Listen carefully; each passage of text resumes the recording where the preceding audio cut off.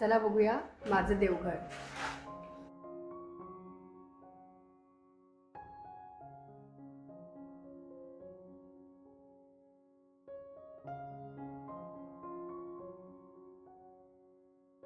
स्वामींना चाफ्याची फुलं फार आवडतात आणि सध्या चाफ्याचा सीझन खूप आहे.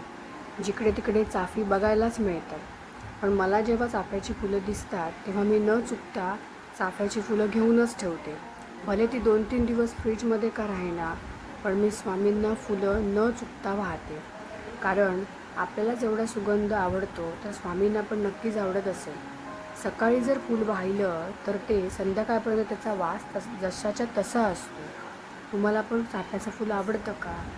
तर अगदी मनोभावे आणि श्रद्धेने जर पूजा केली तर त्याचं फळ आपल्याला स्वामी नक्की देतात.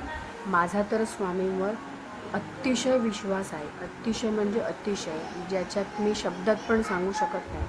संकटाच्या वेळी जर कोण धावून येत असेल तर माझ्यासाठी स्वामीच आहेत. माझ्याकडे असे कित्येक अनुभव आहेत ज्यावेळी संकटात माझ्यासाठी माझे स्वामीच उभे राहतात आणि त्यांचा आशीर्वाद माझ्या सदैव पाठीशी असतो.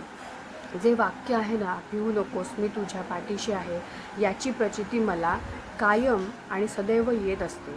अशक्य हे शक्य करतीलच स्वामी. मी पुढे एक व्हिडिओ अपलोड केला आहे, तारक मंत्र, आणि तारक मंत्र झाल्यावर एक 5-10 मिनटं स्वतःसाठी द्या. सध्या ध्यान आणि मेडिटेशनचे व्हिडिओ खूप यूट्यूबवर दिसतात आणि त्याचा खराच अर्थ आहे. जर तुम्ही ध्यान केलं तर त्याचा फायदा आपल्याला नक्की होतो. आपण स्वतःच आपल्या स्वामींशी बोलू शकतो. ध्यान केल्यामुळे आपल्या जी शक्ती आहे ती नक्कीच जागृत होते.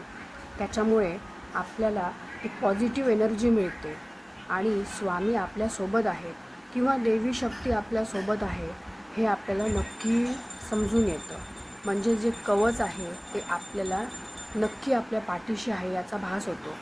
माझ्या तर स्वामी नक्की पाठीशी आहे.